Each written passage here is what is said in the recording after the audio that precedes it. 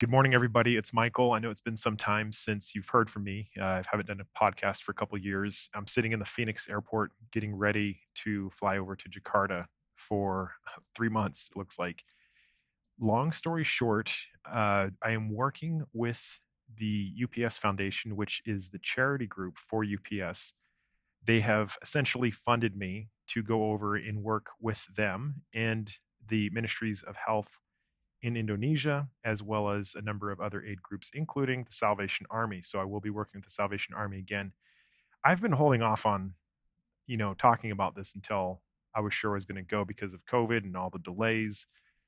It has not been easy to get to this point to actually get on a plane because of all the hoops they make you jump through. In Indonesia, there's no tourist visas. You have to get a humanitarian visa. You have to be sponsored. You have to prove insurance and certain amount of funds. It's been pretty tricky. But with the amazing support of the Salvation Army there, I just wanted to let you guys know what I'm doing. I'll be posting updates here on the podcast that I haven't published on for years, but I know I have a lot of really close friends who follow it. And I just wanted to speak to you directly. It's going to be easier and tell you what's going on. I realize there's probably one out of every five of you that aren't going to like what I'm about to say because of the stance on vaccines and whatnot, but I'm willing to accept that. Please remember my background is in molecular biology and genetics. I've studied RNAs. This is my wheelhouse. And in the end, I would tell you if you have concerns about vaccines, talk to your doctor. Your doctor is the only one qualified to give you medical advice. I know there's a lot of people out there saying, "Hey, don't take the vaccine." That is medical advice, saying, to not take something that could actually help you. In some cases, people have allergies too. Your doctor is going to know that. So, this is the advice I give everybody is talk to your doctor about the COVID vaccine if you're still on the fence. The science in behind each of them is good. I have read almost all of the results for the vaccines in use.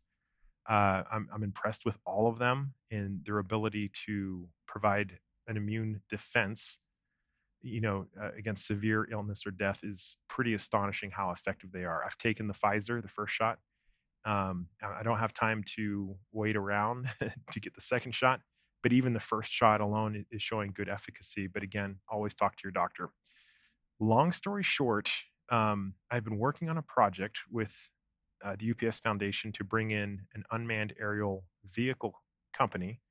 The plans for it has not been finalized, but the original idea was to use these long range drones that can fly up to 100 miles with a payload capacity of anywhere from 10 to 12 pounds to use these drones to get it out to remote locations. We've done a lot of aid work in the past with these groups, and we're worried about them because, in the end, first world countries have resources. We have infrastructure, we have hospitals, we have tons of doctors and nurses and amazing people. And the whole process of the vaccines coming to fruition is absolutely incredible. The technology, I believe, is amazing. But you can see how long it's going to take the United States to get fully vaccinated. And obviously, there's people who have questions and concerns, rightfully so. If I have time, I will do another episode on just the basics of what your body does to defend itself and how vaccines work. That's probably going to come up here when I'm in quarantine for 5 days in Jakarta. I'll explain to you in simple terms and language how our bodies work. And many of the vaccine hesitant folk, I can't say it without sounding mean. They just don't understand how the immune system works. The vast majority, they're nervous about what a vaccine might do to their body. Rightfully so. Vaccines are not perfect. There's no product in the world that's perfect. You look at vehicles and automobiles. Nothing is perfect. And in the end, vaccines are going to be safer than trying to confront the virus on your own without an immune response prepared, and especially in older and obese people, it's a problem. So, long story short, the project is called the Equitable Vaccine Distribution Program, with equality focusing on poor areas of the country in the world who do not have the same access we do. So, the United States is really crushing it right now. But you think about some of these groups that I've visited in the past, we have these villages that you have to hike to for 8 hours. It's 8 hours of hiking just to reach them. And you have to ask yourself the question, what are the vulnerable going to do there? Typically in a disaster response, the haves get more and the have-nots have to wait. And so what we're going to start seeing more of is this vaccine inequality, that very poor individuals, families, towns, hard to reach, they are going to be the last ones to get any kind of support. And if COVID reaches them before the vaccine does, you're talking about worldwide. This is a very real and dangerous threat that Craig, one of my disaster aid partners I've worked with so long, we've been talking about this since March. And we just said, hey, we got to figure out what we can do. And this led to the discussion of using unmanned aerial vehicles. Those come in because of the requirement for temperature control. And a lot of these villages don't have refrigeration or even electricity. So how do we get, these vaccines out there without them being ruined? Long story short, the drones are not ready, and they're probably not going to be ready. And a company has not been officially selected. In the meantime, Craig and I, well, really Craig, through his connections with the UPS Foundation, they said they want to move forward with moving vaccines into the country. And UPS, with partners, including the vaccine manufacturer and the Ministry of Health, the whole team is bringing in 13.8 million doses to Indonesia, which will be distributed through the Indonesian government. And I am going to be part of it in some way. Craig and I talked about this. He said, we probably know 10% of everything that's going to happen, but I do know that my agreement with the UPS Foundation is for 3 months. So potentially I'll be in Jakarta for 3 months, I'm actually going to be in Palu City, which is in Sulawesi. It's in the northeast section of Indonesia. I'm going to do my best to inform family and friends, anybody who's following what's going on. But in the end, it kind of feels and sounds like we're going to be running operations. So I'm pretty excited.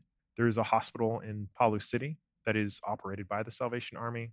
There's 300 nursing students attending a school there, and there is huge capacity with the Salvation Army. So the resources are there. And now it's just a matter of figuring out how we're going to do this, finding the minimal viable product to, do something like this. I don't even know if that's going to happen. I can get over there and who knows what will be needed, but I'm committed. The head is shaved bald again, as I always do on my trips. I'm really excited.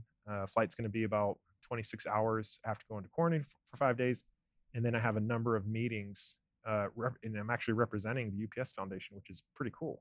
I'm really, really pumped. That's what's going on. Some people will ask, why did you pick Indonesia? The team did an analysis of a number of different countries, and Indonesia is the fourth most populous country in the world. I didn't know that. 240 million people. So there's a lot of people, but the geography is what makes it unique, is that they're scattered over thousands of islands, which means they're really hard to reach, some of these villages and groups. I think the challenge in Indonesia is going to be tremendous. Hopefully, we'll have an unmanned aerial vehicle coming, some sort of solution coming in the future. But in the end, we have to kind of know the system and the workflow and the pipeline of all these things. And the drones would be a great supplement to that kind of response. Ultimately, in a perfect world, these drones would be resupplying villages that you don't have to hike 8 hours to. It takes 30 minutes to fly. And from an efficiency standpoint, that is very interesting. So that is a quick overview of what's going on. My flight leaves in about 2 hours. I'm going to send this to my assistant Adam, and he'll post it up on the podcast, and we'll hopefully get this posted. I'll probably be on the plane flying when you guys listen to it. I will be posting pictures and whatnot on Instagram. I've been off of that platform for a while, as well as Facebook, and just kind of keeping you guys up to speed in terms of what's going on. I'm sure many of you will have questions, and hopefully I can answer those in my 5-day quarantine. I'm thrilled for the opportunity. I'm thrilled to meet great people and to learn a whole new distribution concern, in regards to COVID, and hopefully it'll prepare us if there's something worse in the future. So thank you guys so much for your support. Had a great visit with friends here in Arizona. So many great people I was able to see and visit with. It was just awesome. And was waiting for the visa for about a month. So in any event, I thank you guys so much for your support, your love, and I hope you're all doing well. and I'll talk to you soon.